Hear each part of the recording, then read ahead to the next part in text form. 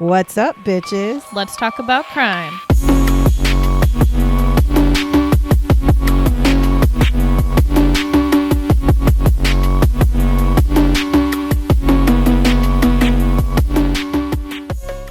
What's up, bitches? Hey, guys. So I'm Trisha. I'm Sierra. And we are Crime Bitches. This is episode 1, so we'll give you a little bit of info about who we are. I am a mom.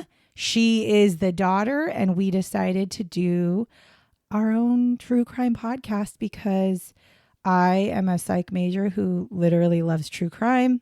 And Sierra? I'm just a crime junkie. She's just a crime junkie. Anytime something crime related happens, I'm sending it to my mom. And also, you guys have to realize too, we're not like older mom. I'm not old. Super like I'm old, but not young old. Like we're close in age. My mom had me at a young age, so we're more like, yes, we're mom daughter, but we're also like friends. So so we're a big crime junkie duo for sure. Yeah. So, and if my voice sounds familiar, yes, I am the co-host of Fatal Blend as well. I do that with my husband. So enough about that, though. Nobody cares about the Fatal Blend. Let's talk about Crime Bitches.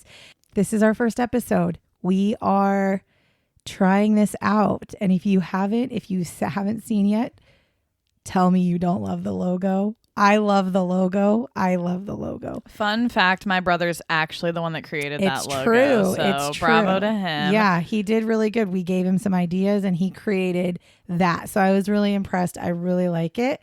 Now, this podcast, we're going to focus on true crime.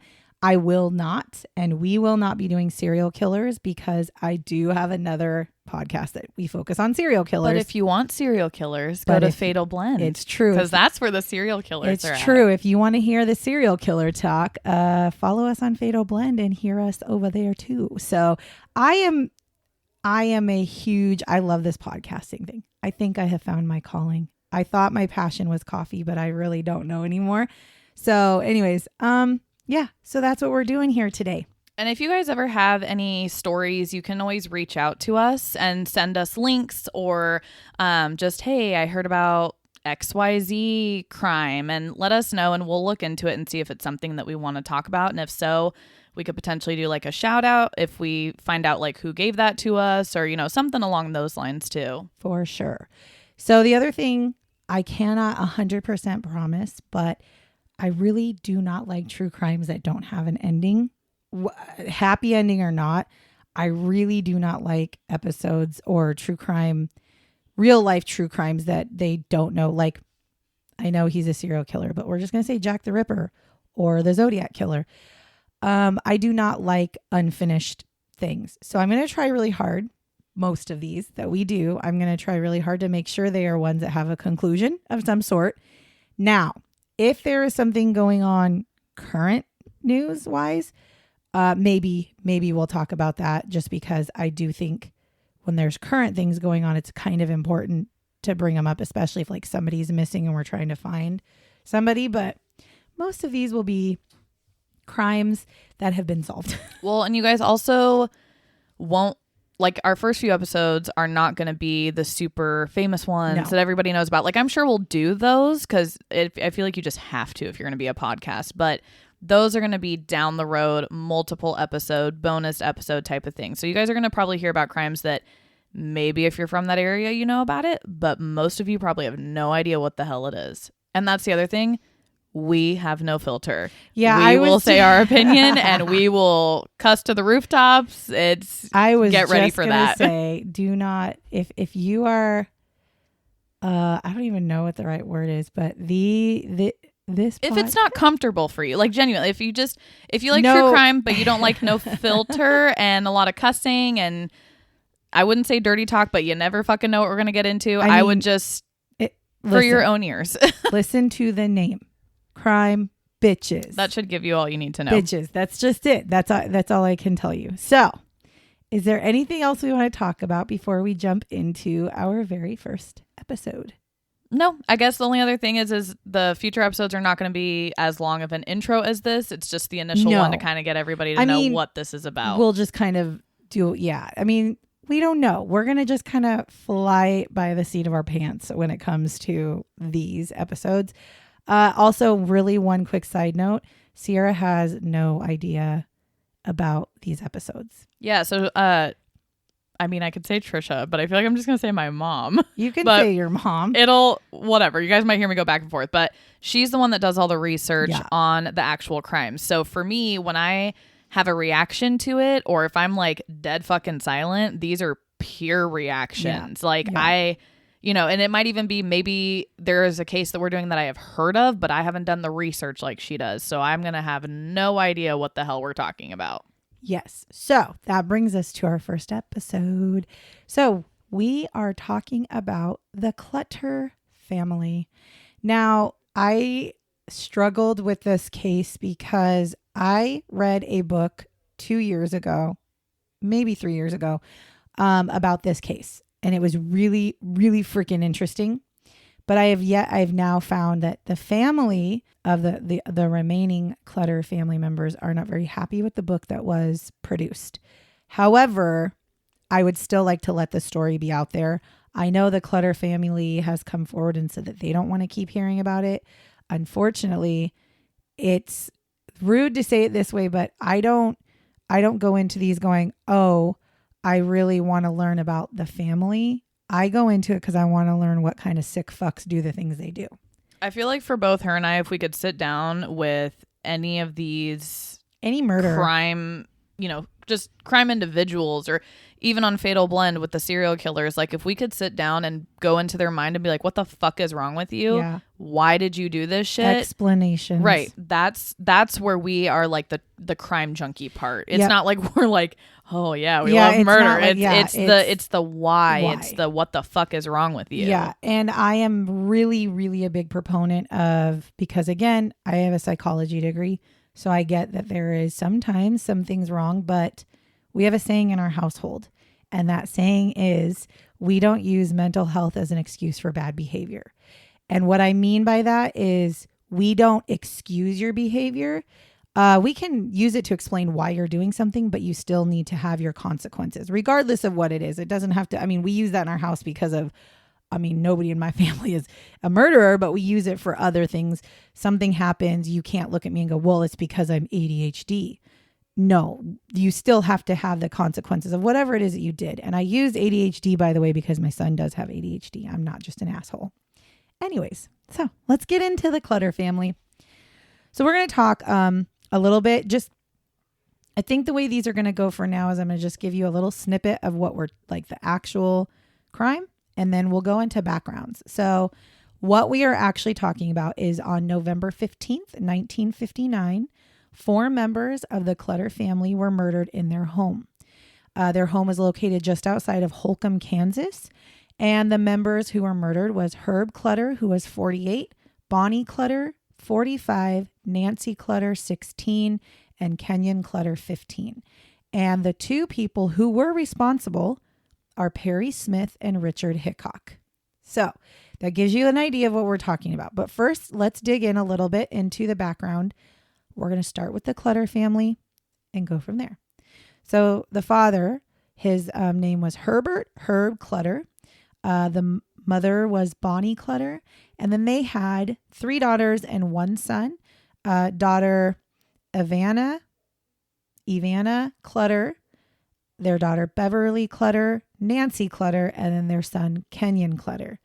Now, Herb was a farmer in Kansas, and he was actually a really good farmer, like super prosperous. Like, he had some money, to be honest. He had a really big farmhouse. I believe, if I'm not mistaken, it was 13 or 14 bedroom farmhouse. And then his family lived there. He had employees, all the things. This farm was their livelihood. Bonnie stayed at home. She was a member of the community, all that stuff. They were also very well known in the very small community at the time that this murder took place. There were 300 people living in Holcomb, Kansas. So a very small town, and they were very well known within the community, and they were super generous as well. I would fucking hope so with it being 300 people. I know. You know what I've always thought? It's like our neighborhood. Are you kidding me? In my brain, I've always been like, God, it would be so cool to live in a town with like only 500 people. Yeah, but then I've heard from the people that are like when I played softball and the people that are from those small towns are like, fuck no, because then everybody knows your business. You do something, everybody knows about it. Everybody's talking about it. Yeah, it's true. You look sideways at somebody and your mom is going to know. That's for sure. Real.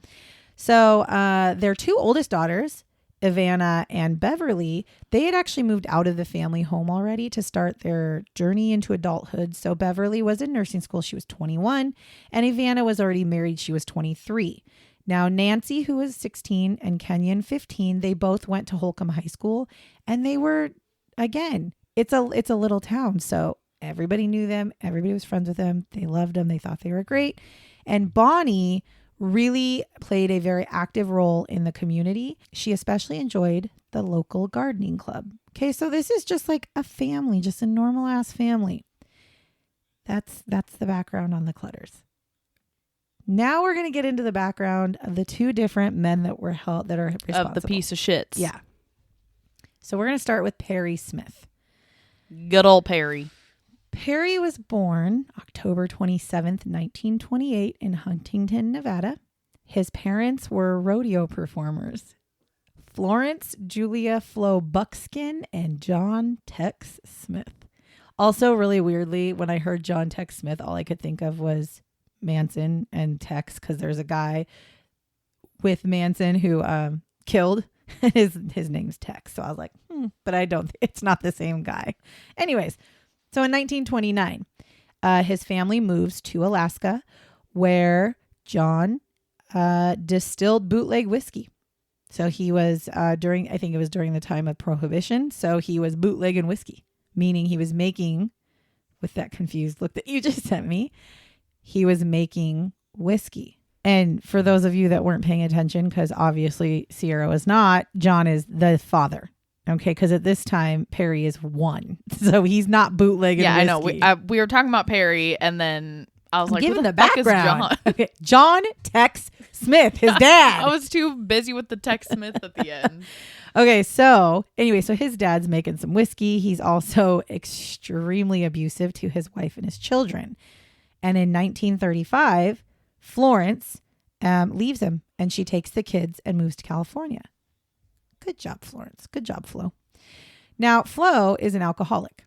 And so she actually ends up dying when Perry is 13. It's really horrific. She died choking on her own vomit, which leads me to believe most likely Perry probably saw her because she probably died like in her home. So that's pretty like horrible.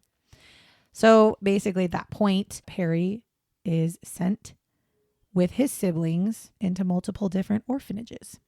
Now, I didn't do my fucking due diligence and I forgot to write down how many siblings he had. If my memory serves me correctly, I think he had 4 siblings actually. So, I'm sure I talk about it somewhere. There are claims of abuse, both physical and emotional, including a specific incidence of attempted drowning of Perry through the orphanage. And to be honest with you, like he tried to drown somebody or somebody tried to drown him? Like, or he almost drowned. Tried to drown him because they were in orphanages run by nuns and the nun tried to drown him. Hey, those women were scary. It's not a joke. Honestly, other people have come forward and said, oh no, like I was in that orphanage and they were fucking abusive as shit. And to be honest, I believe it. I do. I totally believe it. So as Perry gets older, he does end up reuniting with his father. Which, side note, what the fuck, Perry's dad, John Tex? What the hell? Your kids are alone in orphanages and you just fuck them? Like what? Also, though, he was abusive, so maybe that was better. I'm not really sure. Now, he does start getting into trouble with the law for petty crimes at a younger age. And during his life, Perry, so he did have 3 siblings. So throughout his life, 2 of his siblings actually committed suicide. And his father also ends up committing suicide in the 60s. Now, one of the episodes that I watched said that the reason his dad committed suicide was because, one, he was in his 90s, but he just couldn't live with like the fact that his son was a murderer and he couldn't live with that, which you didn't really raise him, so really. I mean, I kind of feel like there's probably more to that. That's what I'm saying, but that's what they say. But I mean, I'm not discounting like those feelings of suicide at any age, but I feel like there's probably more to it. Well, he was in his 90s. That. I'm assuming like he was also just like, fuck this. I'm 92. I think he was 92 years old. That's fairly old. So, and he lived kind of a rough life. So maybe he was just struggling to survive. I don't know. Now, his only sister that was left, so was Perry. His 2 siblings committed suicide. So he had just one sister left. She actually leaves him and refuses to talk to him. So something already tells you that he's kind of turned into a shithead. At some point, she wants nothing to do with him. They don't ever actually specify why, but... Is he the oldest one? Because I didn't do my due diligence. I don't fucking know. Well, because I was just thinking like, not I don't think all cases, but you know how there's some like with children, the oldest gets abused and then they put that abuse towards their younger siblings. I don't think so. And the reason I say that is because he moved when he was 1, and I think his brothers and sisters were already there. He might actually be the youngest now that I think about it. I mean, not that really matters, but he ends up enlisting in the United States Marine Merchant at the age of 16, and then he joins the Army in 1948. He did serve in the Korean War. He did get in trouble while he was overseas because he would get into like fights, and he actually liked fighting people. And so he'd like have to like serve time like in the barracks or something. It was like a really weird thing. So he was very much like, again, obviously he liked to fight. And so he couldn't not fight. So he would get in trouble. Then become a fucking boxer. Well, or a wrestler, some shit like that. They do eventually discharge him in 1952. So you figure he joined in 1948. So he was there for 4 years. But he gets actually honorably discharged. So they don't even hold against him like the times that he was fighting. Because to be honest, I guess if you're at war, if you're fighting's probably the least of your fucking exactly. problems. And if you're doing shit, they're probably like, okay, well, this is fucking war. Like it's an outlet for what you're fucking dealing with. Exactly. He does end up getting sentenced 5 to 10 years for burglary and unlawful flight. So what had happened was he had robbed a Chandler sales barn and he escaped from jail. That's what he did. He does get caught 1 year later. So he actually he escaped for 1 year, that's pretty impressive. He served his sentence from March 13th, 1956 to July 6th, 1959. So he was actually only in there for a little over 3 years. And this is actually where he first meets Richard Hickock. This is how they get together. So now we're going to talk about Richard. Richard was born June 6, 1931 in Kansas City, Kansas. His father is Walter Sr. and his mother is Eunice Hickock.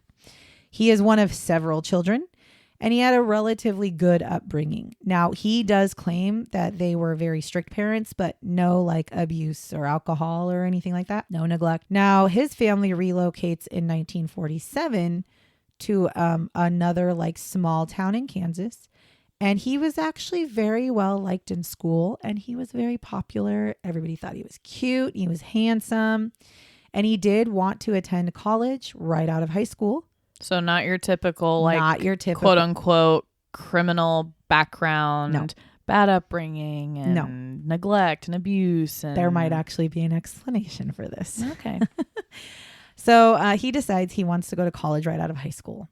Unfortunately, his family is not able to pay for him to go to college. Fucking hell, I agree. I totally get that. So he goes on and actually becomes a mechanic. And in the summer of 1950, so he was born in 1931. I am really fucking bad at math. So is he 19? Is that correct? 1931. Yeah. Okay. Yeah, he's 19. So at 19 years old. And by the way, motherfuckers, if I did the math wrong too, don't say shit. Mind your business. Mind your fucking business. So he gets in a really bad car accident. Like it actually almost kills him. And he has serious head injuries and facial disfiguration. And weirdly enough, his personality changes after this accident. Shocker. Sidebar, for those of you who don't know, there is nothing that corroborates this, but my guess is that he had a traumatic brain injury but it was not probably something they really diagnosed in the 50s. And that is one big sign of a TBI is personality change. So I think something changed. I think his brain injury damaged part of his brain, which changed who he was. And again, I am not giving an excuse for his shit, but this is one of the few times that you see somebody who really truly like had his shit straight, had a good time. He even had a girlfriend at one point. I mean, I'm not saying obviously what he did was right. And I know we haven't even gotten into the actual crime part, but to me, it is a valid excuse, though, because it's an excuse. You can't do shit about that. I mean, granted, you know, like if medicine would have been how it is now, maybe, but true. Back in the day, I'm not saying so. It's and who knows? Did he have somebody taking care of him all the time? Is it a valid? You know, is it a valid excuse? Sure, I guess, except for no, because the murdering somebody. I don't care if you had a TBI. I don't care if you got knocked upside the head and your brain got dented inwards. You still have to pay for what you did, right? So that's where my no excuses thing comes from. Yes, it's explaining. This guy went from being like a guy who wanted to go to college and who wanted to have this great life with the likelihood of him, the likelihood of him not committing these crimes if it wasn't for that accident is probably pretty high. However, he becomes a criminal after this. This is what happens. And so obviously whatever happened in that accident probably led to him becoming who he was. And to be honest, he still has to pay for his crimes. Regardless of whether you did it on purpose or not, you still have to pay for your crimes. He actually starts writing bad checks and gambling, like shortly after he starts feeling better. By this time, he's got a girlfriend and he gets married. But he does end up having multiple affairs. Now, his wife did say he was a really good dad, but he was a really terrible husband.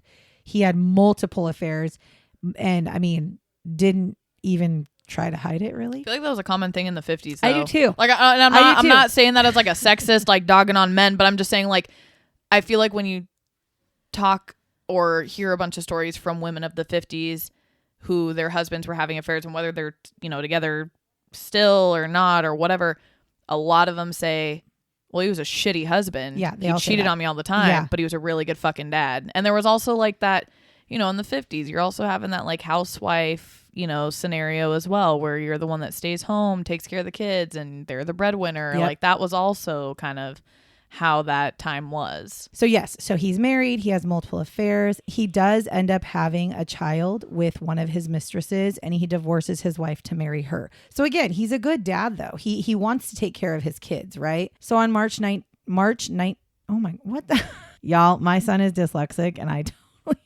have a dyslexic moment right now. March 26th, 1958. I literally wrote that shit backwards in my note. Like, I don't even know. March 26th, 1958. He receives his first prison sentence for stealing a rifle out of a home in Kansas. So again, if it's 1958, he was born in 1931. She's pulling out a calculator because neither one of us are good at math. 1931. Okay. 27. So he is 27 years old and he finally gets his first prison sentence. And it's because he steals a rifle out of somebody's home in Kansas. Now, during his prison sentence, he ends up divorcing his second wife during this prison sentence because she's like, yeah, I'm not doing this. And this is also where he meets Perry Smith for the very first time. Think for 1 second before we get into the actual murder, because that's where we're headed. So were they, and I don't know if it tells you, were they like cellmates or did they just go to the same I do not think they were cellmates. Place? No, they were not cellmates, but they were in the same block, probably. Got it. But think about it this way. This man's 27 years old, goes to jail for the first time at 27. And again, remember, this murder took place in 1959. He went to jail for the first time in 1958. So the only time he went to jail prior to this murder, he meets this man that he ends up committing this horrific fucking murder with. So let me just clarify that. Okay. We are going to get into the murder. And by murder, I mean murder. So there was a man named Floyd Wells who was actually friends with Richard Hickock. He actually, I think, was his cellmate. And they're, hanging out a lot in prison. And he tells him Oh yeah. Cause Richard Hickock's talking about like, when I get out, I need to find a way to make money. I have kids. I have shit I need to take care of. And he says, oh yeah, you should go to Holcomb, Kansas. There's this family, the Clutter family. I worked for them. This guy's fucking loaded, like to the point of where he was building a like barn at his property, and he fucking paid cash to these people. He gave them like $10,000, which also people, $10,000 in the 50s. That's a lot of money. So anyways, he says, fuck, I wish I had 10,000 now. That shit's that's what I'm saying. That shit's a lot now. What the fuck are we talking about? So $10,000 he pays cash to have these people build this stuff. And he's like, I saw him do it. He literally went into the house, took out some money, came out and gave it to him. He goes, he's got to have a safe in his house. Like he has a safe. Like that's where you need to go. Go there, steal it. So they spoke, I guess, at length about this, like for a lot, like the whole time that Richard Hickock's in prison, they're talking about this. So again, he gets put in prison March 1958. He is released in August of 1959. So he did like a year and a half of prison time. During that year and a half, he's talking to Floyd Wells. He decides, yeah, I don't think I actually want to go back to a life of crime. I think I'm just going to try to do this shit right. I'm going to try to get a job. I'm going to try to do my thing. And he starts actually doing it. And then all of a sudden it's like, nope. I need money and I want to not have to fucking work like that for it. So he ends up talking to Perry because Perry, again, has already been out of prison and they knew each other. And he's like, hey, Perry, because again, remember, Perry lived Nevada. Like he didn't live in Kansas. So he ends up writing to Perry and saying, hey, so I got this idea and you're perfect because I know how you roll and you know how I roll. I have like the perfect fucking score. It's like a cinch. Like you got to come here. We got to go to this place. I got this guy. He's got a safe. We're just going to go fucking rob it. And we're going to make off with so much money. We're golden. Like literally, let's do this. And Perry actually originally was like, no, I'm good. And then he says, no, you got to come help me because I'm telling you, this is perfect. It's simple. And Perry ends up saying, yeah, okay, I guess I'll go because there was a guy that Perry's cellmate lived in Kansas as well. And so he was like, yeah, I guess I'll go. I'll meet up with my friend. And then we can do this. Right. So on November 14th, 1959, the two men drive over 400 miles to rob the Clutter home. Now, early on November 15th, 1959, they enter into the Clutter's house through an open door. Because again, this is a small town that never fucking locked their doors. Also, it was the 50s and it was a really safe place. Everybody's doors were open. They go upstairs and they wake up Mr. Clutter and they demand that he opens his safe and gives them all the money. The fucking kicker is there is no safe in this house. They don't have a safe. As a matter of fact, the Clutters only paid for shit by check. They didn't have a safe. They had a bank account. That was it.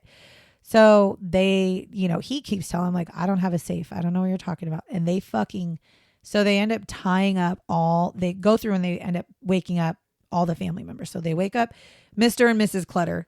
They tie them up. They wake up Nancy. They tie her up. They wake up Kenyon. They tie him up. And then they search. Because they're like, you're fucking lying because we have a friend who told us this, you do have a safe. And he's like, I don't have a safe. Please, like, I'll give you all the things that I have, but I don't have a safe. They put them all in separate rooms and they're still at this point demanding money. Like they're literally telling, like they leave Mrs. Clutter in her room. They tie up Nancy and leave her in her room. Their bedrooms are upstairs. They bring Kenyon downstairs to the basement and put him in the playroom. Now, originally they tied him up to like a pipe that was hanging out of the wall. And then they decided like that was a really weird angle for him to be in, which is a weird thought that they thought that way. So they moved him onto like a couch that was in a playroom. And then they took Herb Clutter and they put him in the corner in the basement. And now at this point, they're really fucking pissed because they've wasted a lot of time. All these people are awake. Now they've got these 4 people and they don't know what to do. They continue to scream at him, give us the money. We need the money. And Herb's like, I'm telling you, I do not have a safe.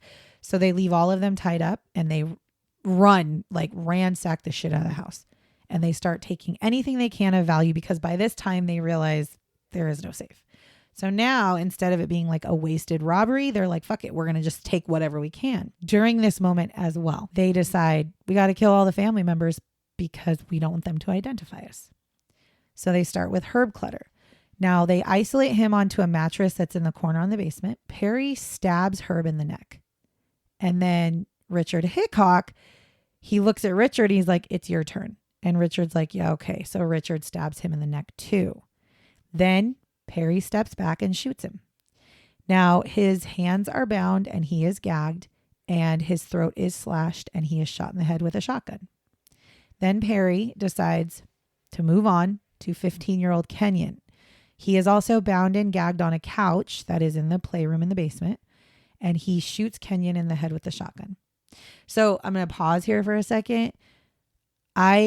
This family story just guts me because in our household, we are a family of 4. Sierra is the older of the 2. It's her and her brother. It is me and my husband. And all I can think of is how fucking helpless do you feel as a father, as a mother, as a brother, as a son? You know your dad was just killed. You are 15 years old and you cannot do anything. And you know these people are going to kill you and your family. Like, I can't even imagine. It makes me want to fucking vomit, seriously. So anyways, so then Perry decides they're going to move upstairs to the bedroom where they had left 16-year-old Nancy bound up on her bed. Now, she was not gagged, but she was bound, and Perry proceeds to shoot her in the head as well. Then they finally move into the main bedroom where Bonnie is bound and gagged on her bed, and he shoots her as well. They leave. After this, they take the shit that they stole and they ran. They walked away with $50, which is the equivalent to $440 today, a pair of binoculars, and a transistor radio. So they just killed 4 people for $400 fucking dollars. By this time, okay, so morning comes. The family is actually discovered by a couple of Nancy's friends who had gone to the house after they had tried to get a hold of her because they were supposed to go to church because it was Sunday morning. And her friends and her go to church every Sunday. I mean, the family goes, but Nancy goes with her friends. So they had called them. They didn't answer the phone. So her friend's parents were like, yeah, like, let's go over and check it out. Maybe they slept in or something, or maybe they didn't hear the phone ring. So they go to the house. Their car is still there. And they're kind of like, what the fuck? And so they're knocking on the door. Nobody's answering. So they go to the neighbor and they say, hey, we need to try calling them again because they're not answering. We think they overslept and we need that, like, church is like coming up. So they call again. Nobody's there. So then the neighbor comes out too. And he's like, well, that's weird. Yeah, their car's still there. So then Nancy's friend goes up to the door and the door is unlocked. So she walks in with her friend and they start yelling through the house. And she said nothing in the kitchen. Like, everything was fine. Like, there was nothing that made her think anything was wrong. So she goes running upstairs to go to Nancy's room and finds Nancy dead in her bed and screams and runs out of the house. And of course, you know, the neighbors call the cops. It's a thing. Well, and like, I feel bad, obviously, for the 2 that, well, obviously for the whole family, the 2 that survived, but just think about her friends. Right. Like, you are also severely affected. Like, yes, it was just a friend, but you had to walk in and see that shit. Yeah. Yeah. Like, what the fuck? Yeah. Honest to God, that. Also, what I've been sitting here thinking is and maybe it'll explain it. I don't know. But why so much to the husband? You only shoot the kids. So you only shoot the wife, but you shoot and stab the husband. I'm assuming it's because he's like the breadwinner, the man of the house. So like a demoralizing thing. But no, I can tell you what I have found. And again, this is coming from the book, and I will talk about the book at the end, just so people know. I will tell you the book that I'm getting this from. But in the book, the person who wrote the book actually sat with Richard Hickock and Perry Smith for like 5 years and discussed this crime with them a bunch of times. So Perry's version was, he was just so mad that he just, like, not accidentally, but like his anger got the best of him and he just stabbed him in the neck because he was so pissed off that there was no safe. And so the reason that he got stabbed was because Perry was pissed. And then he did say that he actually believes that Richard never actually stabbed him again. He thinks that Richard stabbed him in the same exact hole that he had stabbed him in. And then he said that what made him shoot him, Perry said that so after Richard stabbed him, he like stepped back and Perry goes, well, Jesus Christ, Richard, because he was there was a gurgling sound. He wasn't dead. And he was like, well, Jesus Christ, now he's suffering. And that's why he shot him in the head, supposedly, is what Perry says. There's more to how I feel about these people. Anyways, yeah. So the family obviously, or not the family, the town is obviously like shooketh with like to the core, because this is like the Clutter family. Everybody knows them. They're great people. Who would do such a thing? And they start locking their doors. Now, well, again, you're in a small town. Yeah, shit like that doesn't happen, right? In a 400 fucking person town. So or 300 or whatever. In the beginning, they think, okay, this had to be somebody who fucking knows them. So again, they're now like, what the? Okay, so they're looking sideways at each other now, like, which one of you fucks did this, right? Because this is the amount of anger. They felt like it was like a personal attack. And so they start locking their doors. They stop talking to each other. This little tiny town. They like turn on each other, but kind of not, but kind, you know what I mean? Like they're fucking they don't broken. know what to do. Right. They don't know what to do. Their whole world got flipped upside down. Yeah. Literally. Yeah. Well, and as a matter of fact, Nancy had a boyfriend and he was actually a suspect for a very short time, but he was a suspect because they were like, we gotta look at who's close to the family. Well, and he was the last one to see him alive, because he went out on a date with Nancy that night. So as a matter of fact, it was so sad because there's a documentary that I watched and they actually interview the boyfriend. He's like an old man now, but they interview him and he even said like, you know, we were supposed to go. Oh no, they didn't go on a date. He had gone to her house. He had gone to her house that night just to like hang out with her for a little bit and then went home. And he said, you know, Nancy and I were supposed to go on a date on Saturday, but we changed it to Friday. He goes, to this day, I wonder if I would have taken her out on a date if she'd still be alive, because who knows what time they would have gotten home, which just fucking like, and it was an older man. So it was like, oh, good Lord, sir. Guilt. Well, and to also know that he's been holding on to that this whole time. Yeah. Like, I mean, obviously it's not like, you know, affecting his life to where he can't function, but like to know that he's held on to that this whole entire time is also gut wrenching. Yeah, it is. So they do end up obviously finding that the boyfriend has nothing to do with this. Perry and Richard instantly flee to Kansas City. Now, Richard starts writing bad checks to gain enough money to go to South America, because they felt that if they could get out of the country and go to South America, they can't be extradited, which back then it might have been true. There are countries that if you commit a crime in the United States and you leave, there are countries that you can freely live in those countries and they cannot force you to come back. So South America might be one of them. Because again, they didn't get shit for money. So he starts writing bad checks, trying to gain as much money as he can so that they can leave to South America.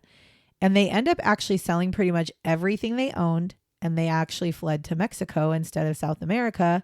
Because, well, I mean, I guess Mexico is like, it's like going to South America, but they never made it down to South America. It's like the bottom of North America. It is South America, but I feel like... Is it not the bottom of North America? Isn't Mexico the bottom of North America? But I don't know if you actually consider it North America. I don't either, but you know, whatever. If they went to Mexico, that's it. And guess what? The money didn't last them very long while they were in Mexico. So they end up hitchhiking their way back to the United States, and they make their way to Omaha, Nebraska. Then they go to Iowa. Now, while they're there, they steal a car and they head back to Kansas City, and then they head to Florida, and then they go to Nevada. Now, their plan was, let's live it up in Nevada. So what did they fucking do? They shipped all of their few fucking belongings they had left to an address, like a P.O. box in Nevada. So they shipped their shit to there. Also, side note, when they were in one of the, I actually don't know what state, I think it was Nebraska, but when they were in one of the states, the reason they were there is because that is actually where Perry's sister lives. They already kind of, like, they didn't know that Perry and Richard were the ones who actually killed them, but they kind of were having an idea of who they were looking for. And I will get to that in a minute. So they talked to his sister, and they were like, we have reason to believe that he's in, this city or whatever. And she was like, yeah, well, then you better put some police at my door because I want nothing to do with him. She was afraid of him for whatever reason. He gets no help from his sister. They ship all their shit to Nevada, and they head to Nevada. And on December 31st, 1959, they get caught in Nevada. And they got caught picking up their belongings that they had shipped, including boots that had left a boot print at the crime scene. They immediately questioned the men completely separately. Actually, they both eventually admit to the murders. Richard Hickock continued to state over and over that he did not kill anybody and that Perry had killed all 4 of the people. Whereas Perry was like, no, I killed 2. I killed the men, but Richard killed the 2 women. So they were going back and forth. And I guess they looked at Perry and they were like, well, if that's really what happened, then you need to sign this confession statement that says you killed 2 and Richard killed the other 2. And then that way we at least have that in writing. And he was like, yeah, I'm not going to sign that because I killed them all. So then he admits to killing all 4 of them with the shotgun.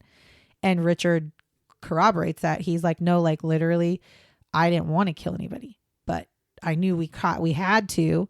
So, but he's the one that did it. It was his shotgun. He's the one that killed them all. He did say, Richard did say that he knew that there was going to be a younger girl in the house and that he had actually planned on raping her. Part of the reason why he didn't just leave as soon as they found and realized there was no case or safe was because he wanted to go upstairs and rape Nancy. And he said that Perry walked upstairs before him, and because he had actually told this to Perry. He was like, I'm not going to say what he said. I actually didn't write it down because it kind of like fucking disgusted me, if I'm going to be honest with you. But he said something about the girl and alluding to the fact that he wanted to rape her. And Perry was like, no, we don't fucking do that. And so instead we just murder instead people. We just kill him. It's fine, whatever. But he goes upstairs and shoots her in the back of the head. And he says, Perry got to her before I could, and he didn't give me a chance to rape her because he's fucking shitty. Okay. Now, Perry, because he was against the rape, this actually caused a problem for them in the middle of their fucking situation because they were trying to decide what to do. He's talking about wanting to rape Nancy. Perry's like, no, the fuck, we're not doing that. That's not what we do here. We're here to rob them, but there's nothing for us to fucking take and we have to kill them. So he just like runs around and starts killing everybody. Basically is what happens. On March 29th, 1960, a jury finds Richard Hickock and Perry Smith guilty. And I believe they were tried together because I saw pictures and they were both in the trial. So I think they were tried together and they were sentenced to death by hanging. Now, they did live on death row for quite some time, but on April 14th, 1965, Perry Smith, at the age of 36, was hanged in the gallows at 1:19 a.m. And his final words were, I think it's a hell of a thing that a life has to be taken in this manner. I say this especially because there's a great deal I could have offered society. I certainly think capital punishment is legally and morally wrong.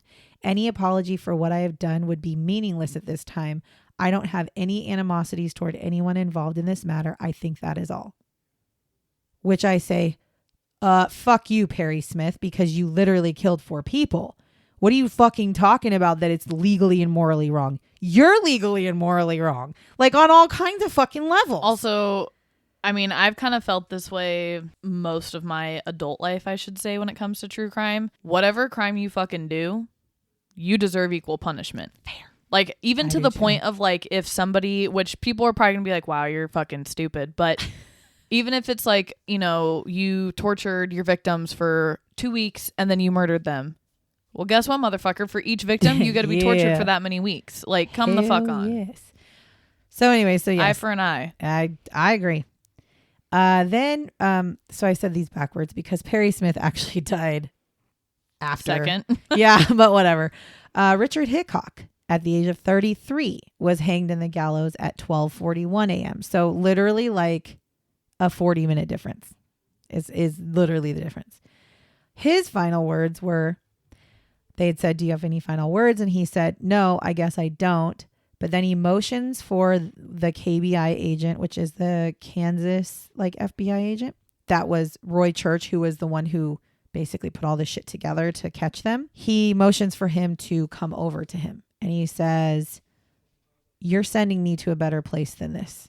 And then he added that he did not bear any grudge against the church for his role in the case, or not the church, against church in the case. And then he shook his hand and said goodbye. Now that was, to me, I mean, I guess that's better than fucking homies, because like he's like not taking any accountability. He's like, no, you're killing me. Whereas at least with Richard Hickock, he's kind of like, yeah, I fucked up and I'm going to be sent to a better place, which I don't know if you actually are. I'm not going to lie. I don't know if you're going to a better place. There might be a big flaming devil horns where you show up. I don't know. See, but then with that, how I just said eye for an eye, if you really think that we're going as a better place, then you deserve to fucking rot where you're at. Right. Like right. that, like, you know, if so like, I if, definitely think like eye to eye, but also if you're somebody that, like first if of all, you've come to terms with it, and you're like, yeah, it's right, fine. Right. Or if you're somebody that's worse. like, I'm not afraid to die. Yeah. Okay, well then you deserve to suffer. You suffer. However that Yeah. be. If that means you get transferred to an even worser fucking prison to where your life is miserable the rest of your life, what the I'm fuck just ever. kidding. Anyways, point is, the fact that he said that kind of makes me go, then you should have been Right. like, you should have been saved. Then you should have not died, because Well, yeah. then according to what you're saying, you're going to a better place. You're okay with it. For him, he could even be saying hell. Yeah. But he's saying that's better than the That's situation better he than- lives in right now. Right. But again, Or remember, back then. so remember, Richard Hickock is the one who got in the really bad accident and has the Right. brain damage. So that's the other I part. mean, that of could me- also be a part of what he's that, saying. Well, that's what I was going to say, is there's another part of me that I'm like, or is it that he knows that he can't control some of these things going on in or in the his life emotions and his, and urges. Yeah. And, Because also I'll say this first. So they were in their own private areas before they were hanged. But weirdly enough, they ordered their final meals and they actually both ordered the same exact thing, which is really weird. So they ate spiced shrimp, French fries, garlic bread, ice cream, and strawberries and whipped cream. I've always found it very interesting what people eat when they are on death row, because I'm not I'm hoping to never be on death row. And two, I don't know if my brain would be thinking about spiced shrimp and French fries if I was going to the gallows. I'm not gonna lie. I don't know. I mean, I already know what mine would be because I'm a fucking pasta whore. Like I'm on a health journey to try to like be better. But I know that fucking broccoli fettuccine Alfredo would be my go-to with some garlic bread. But I'm just saying, like, no, but it's interesting too, because like, which that's also like a side note for the podcast. If they do have like a final meal, that's something that she's going to talk about as well. Like that'll be a little like, instead of, because like on Fatal Blend, they do like fun facts. They're now called shots. Sorry.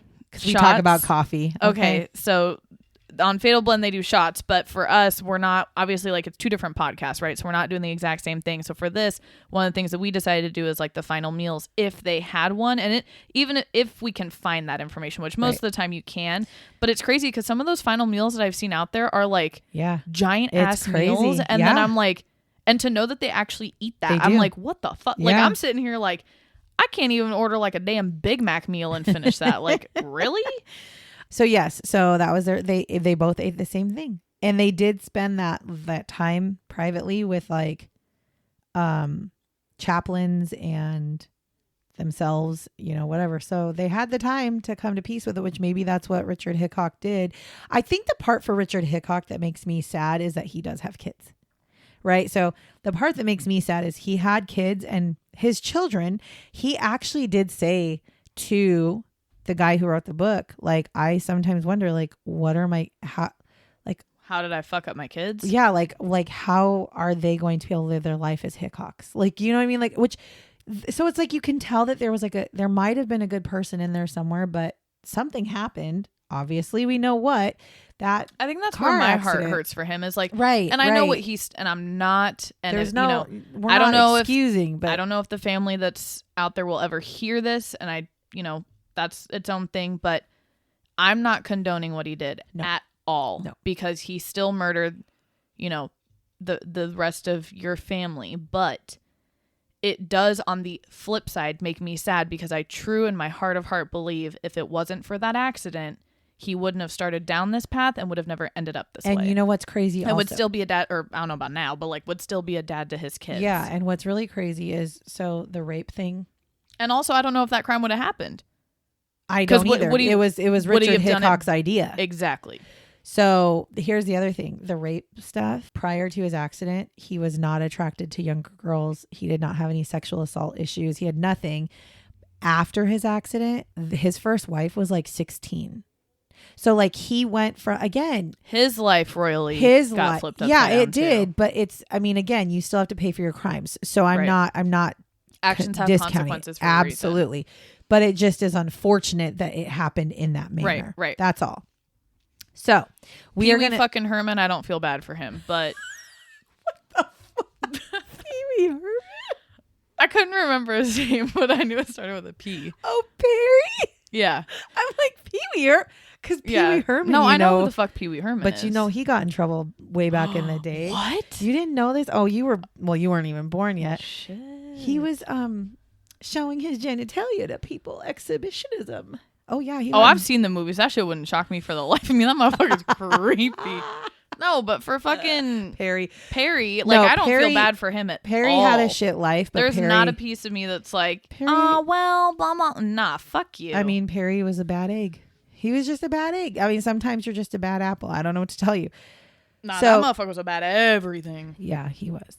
So now I'm just going to talk to you really quick about the book that I have referenced. And for your own knowledge, if you look under the show notes of this podcast, it will show you all of the things, all of my research I did. I did not just use the book. There's a bunch, but the book, the reason it's important is because your children have probably read this book in high school.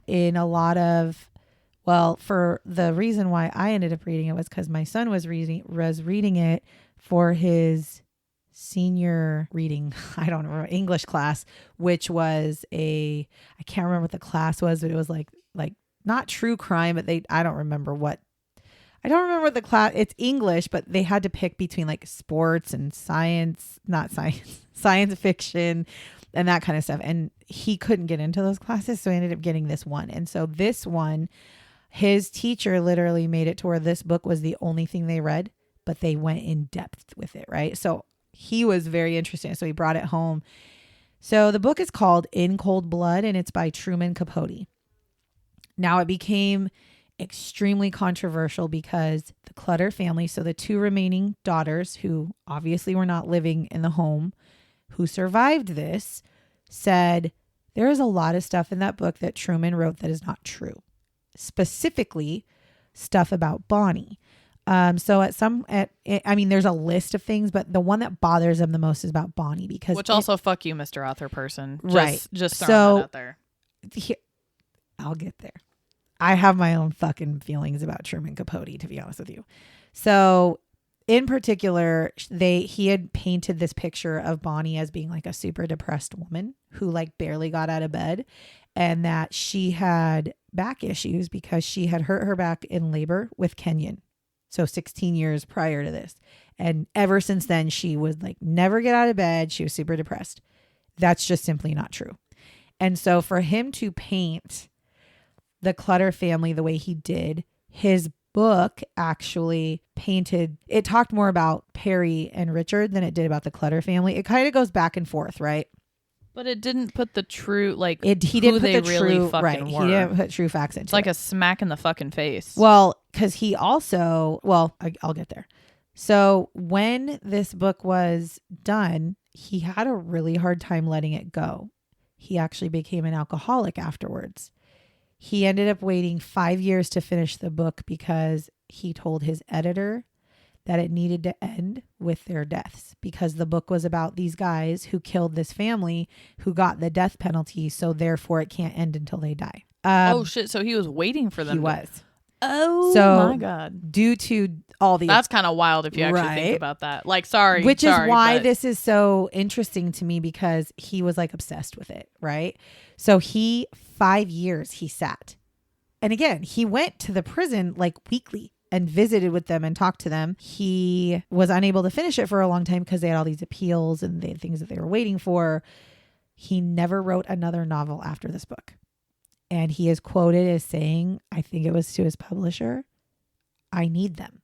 And he was referring to Perry Smith and Richard Hickock. You know, he probably did what a lot of, like, when I look at, like, or not look at, like, when I watch, like, true crime documentaries, not all of them, I will say not all of them, but for the ones that people are specifically interviewing, like, a group of, like, you know, a couple of killers or an individual killer themselves, like, you and I have even seen, I don't remember which one it was, but I remember we thought the psychologist because was she like infatuated with him. No, and she really was, because she was really like, yeah, like he's like a father. He's like a grandpa to my daughter. And he like, was a serial killer. They would celebrate like birthdays together. Yes. So like she befriended him because she spent so much time with him. Yes. That almost makes me kind of feel like how he was going. Okay, so you already hit that exactly point. He said himself after the book He spent 5 years with these people. Right. After the book came out, he said, I became friends with them. Like, I literally got to know these people on a totally different level, and I became friends with them. Now, there were rumors because he was a gay author. There were a shit ton of rumors that him and Perry Smith had a relationship. He never said that actually happened, but I mean, I don't give a fuck if it did. I don't care. I mean, it doesn't matter because here's what happened. You had some sort of attraction to them, and it could have been friend, it could have been romantic. It doesn't matter. That's explains why he says, I need them. Yeah. And because his 5 years of his life. But here's what's really fucked up. Okay. So when he started with the book idea, he actually started because he wanted to focus the book on the Clutter family. And he actually wanted to focus on this horrific crime that happened to the Clutter family. And he wanted to highlight how amazing they were. That's what he was originally doing. And then when they caught them, he saw them and he was like, I need to talk to them. And after he talked to them, he changed his book to be about them instead of the Clutter family, which is why the Clutter family is upset, which I understand. The two daughters, they have never made public anything. As a matter of fact, the documentary, there was one that was put out in 2017 and it was by the daughter's daughter. And they won't show their faces on camera. But what they said was, my mom and my aunt, they just want it to go away because check this shit out. So after this happened, Beverly was actually like getting married. This happened in November. Beverly got married in December. So a month later. And they said that not only did she get married, not only did she do a whole fucking wedding, but she had a smile on her face the whole time. And they said it was because, and I get this because this is how I fucking cope. Out of sight, out of mind. Let's not talk about it. Let's never talk about what happened and we're just going to move on with our life.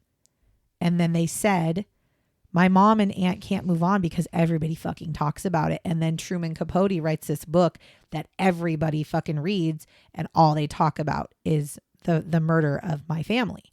So I get it. I do. So see, but it's one thing to continue to talk about it like how you and I do, but we're not praising. It's not, and I'm not. I've never read the book, so that's my next point. But it's the fact exactly that yes, we're talking about what happened, but we keep saying like this poor They're fucking shitty, family, like poor family. We don't think that these guys are good in any fucking sense. And I'm not going to give you a bunch of background on the family because I don't want mistruth on the family. I couldn't find a lot of information about them anyways. And to be honest with you, this is going to sound harsh, but I don't want this to be focused on the family. I want it to be focused on the two fucks that did it. I want it to be known who they were, why they did what they did, if we can find a reason. In a way, like bashing their fucking name. Well, kind of. But then also happy ending for us, at least, because they both fucking died, which is what the end goal in my brain would have been anyway. So it's not to continue to bring up a murder. Unfortunately, true crime is fascinating as shit to a lot of people. And we like to know. And we won't be the last that'll report about this story. And we want to know whys and who's and what's. So I will say, because he developed a friendship with them, his book actually does paint the perpetrators in a different light. Some people even go as far to say that they even felt bad for them in the end of the book. Now, I can tell you right now, I did not feel bad for them at the end of the book. I did still feel like they deserved death. However, it did give me clarification as to how somebody could be such a devious person.